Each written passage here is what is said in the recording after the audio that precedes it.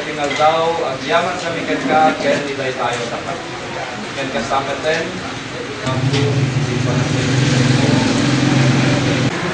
Mami, asap sa bilangit mo tayo kung matinagan mo, kung tayo mo na sa pagarihan mo, kung tayo mo matinagan mo.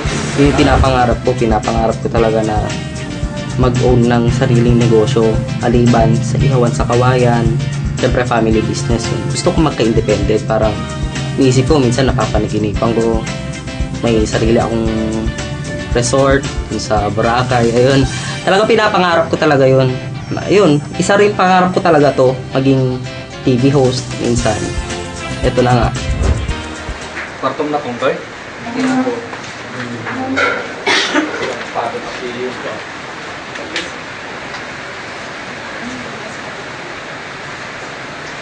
Ako pa kailangan naman, hindi ko ako ba siya. Ito pa kaya na. Dua talaga na ako kailangan. Sagada. Nabugat na sa niya, mga idol. Nakada kayo? Kondisyonan na kayo kung iti Diyos. Itinaganti Ama, kanti Anak, kanti Espiritu Santo. Congratulations! Palakpakan tayo. O, bitor mo.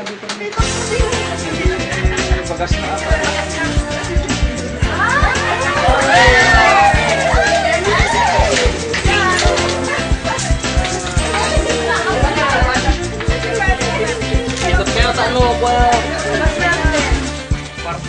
Tungkol sa tatay ko, sa totoong tatay ko, mula noon hindi ko talaga nakita mula nung 4 years old ako, mula nung nakiwalay sila.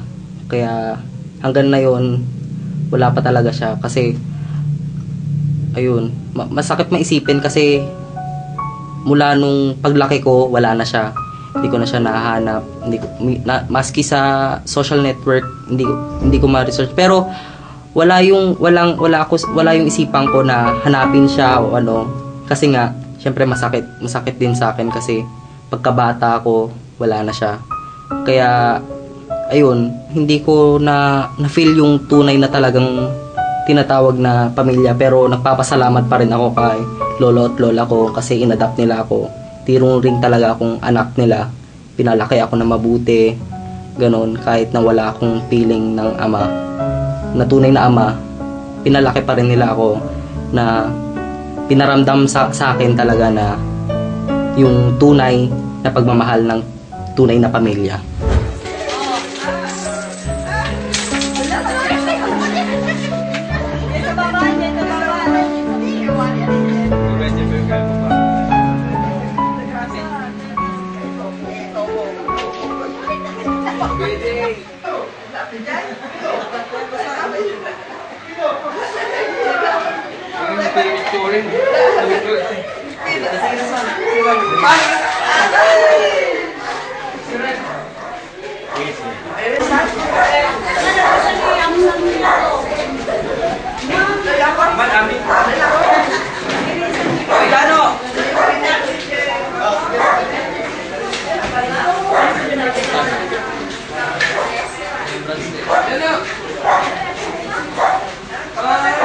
Yung nga, mabait pa rin sa akin si mami kahit na ganun. Kasi nga, tinuturing niya rin akong kapatid na anak. Parang nagbabanding kaming ganyan. Parang wala lang, parang sinasabi nga nila na ate ko siya, ganun-ganun. Kasi nga mukhang bata. Pag binigyan akong pagkakataon na makita ang tatay ko, parang hindi naman sasapakin ko o ano. Parang tatanungin ko lang sa kanya kung bakit kami iniwan. Kung anong rason niya na iniwan kami. Tapos tatanungin ko, ba't hindi mo ako pinalaki? Ba't hindi mo ako pinalaki na nasa piling mo? Parang ganun.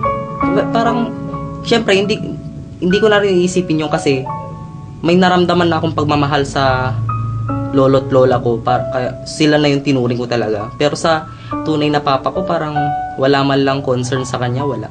Ni noon, wala akong natanggap na mensahe o ano. Wala. Parang in-ignore ko na lang. Parang happy na lang ako sa kanila. Happy talaga ako sa kanila.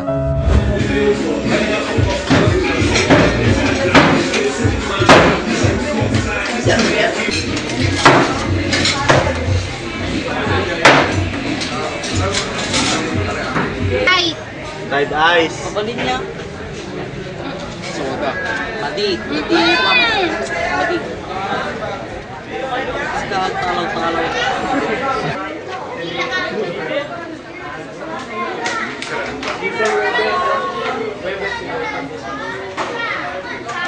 Prinamis ko sa kanila na if ever man may trabaho ako, sa unang sahod ko, talaga ititreat ko sila sa favorite na restaurant nila.